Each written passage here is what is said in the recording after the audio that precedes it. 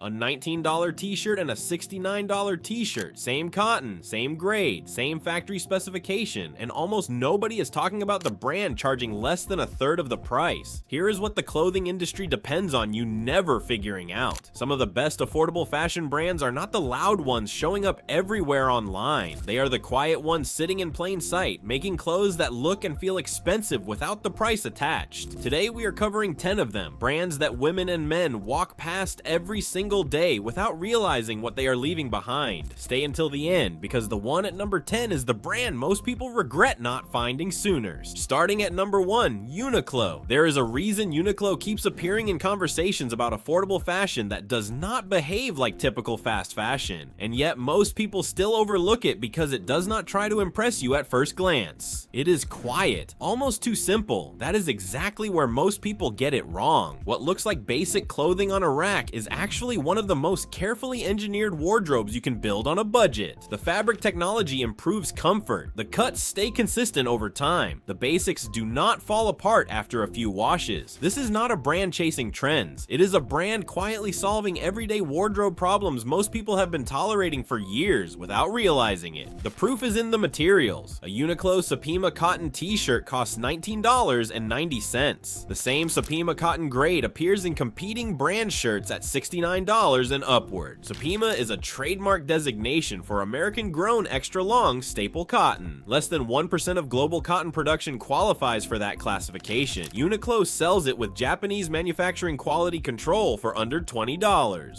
Number 2, Mango. Mango sits quietly in the middle of the fashion conversation, never demanding attention, which is exactly why so many people underestimate it. At first glance, it gets grouped with standard high street fashion. That assumption misses the entire point of what Mango actually does well. The real value is in structure, tailoring, and the ability to make affordable pieces read as far more expensive than they are. The coats are where Mango surprises people most consistently. Clean lines, heavier fabrics, and silhouettes that hold their shape properly. The trousers and blazers carry a subtle editorial quality normally associated with much higher price points. It does not rely on logos or trend chasing. It relies on proportion, drape, and the kind of finish that makes even a simple outfit look deliberate. Number 3, Kirkland Signature. Most people walk straight past the clothing section at Costco without a second look. That is a mistake. Kirkland Signature generates roughly $86 billion in annual sales. 1/3 of everything Costco sells carries that name. The clothing is a small corner of that operation, but it is the corner most shoppers do not know they should be paying attention to. The model behind it is straightforward. Costco works directly with the same factories producing name brand goods, commissions private label versions of those same products, and sells them without a marketing budget, without wholesale layers, without retail markup. The savings pass directly to the customer. Kirkland jeans retail for $15 to $20. The dress shirts run $30 to $40. Real customer reports of Kirkland basics outlasting products at 3 times the price have circulated for years. The explanation is not complicated. It is the absence of 4 layers of markup between the factory floor and the shelf. Number 4, COS. COS is the brand people walk past because it does not give you the usual fast fashion excitement at first glance. No loud trend energy, no attention-grabbing window displays, nothing shouting for your notice. That is exactly why it gets overlooked. But the moment you understand what COS is actually doing, it starts making complete sense why fashion insiders quietly rely on it. The entire brand is built around structure, proportion, and fabric quality that feels more considered than most high street fashion. Their shirts fall clean without clinging. Their trousers feel tailored without being custom made. Their outerwear looks architectural without being uncomfortable. It is clothing that does not need trends to look good. It relies on design discipline instead, and that is something most affordable brands do not even attempt. Number 5, Uniqlo denim specifically. This deserves its own entry because most people buying Uniqlo basics never discover what the brand does with denim. Uniqlo partners with Kaihara, one of Japan's leading premium denim mills, founded in 1893 and considered the backbone of Japanese denim production. The same mill supplies fabric to several heritage denim brands selling at $200 and above. Uniqlo's Selvage line at $50 uses denim woven on Kaihara looms in Hiroshima. The difference between that $50 product and the $200 heritage alternative is the finishing and the label. The fabric source is the same. That is not marketing. That is the supply chain working in the customer's favor for once. Number 6, Madewell. Madewell quietly builds its reputation on consistency rather than hype, which is exactly why it gets underestimated in conversations about affordable fashion. It does not chase seasonal drama or viral trends, so it often gets dismissed as just basics at first glance. Look closer and the picture changes. The real value is in the denim and everyday wardrobe foundations, pieces designed to be worn constantly rather than occasionally. The jeans have a reputation for fitting in a way that feels natural rather than restrictive, with cuts that work with real movement and real bodies over time. Alongside that, the shirts, knitwear, and casual tailoring carry a relaxed but deliberate feel, the kind of outfitting that looks effortless without appearing careless, the pieces that become the ones you reach for without thinking every single morning. Number 7. Land's End. Founded in 1963, Land's End built its reputation on one thing: making well-constructed clothing and standing behind it without excuses. The Hyde Park Oxford shirt retails for $29.99. American-grown Supima cotton, no iron finish, pinpoint button-down collar. The pinpoint weave is denser and finer than standard Oxford cloth. It drapes better, wrinkles less, and holds its shape through repeated wear. Brooks Brothers sells their equivalent Oxford button-down for $98 to $140. Same Supima cotton grade, similar collar construction, similar fabric weight. On a Tuesday morning worn under a suit jacket, the person sitting across the table cannot tell which one you are wearing. The Land's End shirt survives that comparison at a quarter of the price. Number 8. Everlane. Everlane is a brand people often hear about, scroll past, and assume they already understand. That assumption is usually what keeps them from discovering what actually makes it valuable. It sits in a clean, minimal space where everything looks almost too simple at first glance. In a world where fashion is loud and trend-driven, simplicity gets mistaken for lack of effort. The value with Everlane is not in how exciting individual pieces look on a rack. It is in how they function as a complete wardrobe system. The fabrics feel considered. The silhouettes are stripped back in a way that removes unnecessary noise. The cashmere sweaters, structured trousers, and clean-cut denim are not designed to impress in isolation. They are designed to quietly elevate everything around them once they become part of a regular rotation.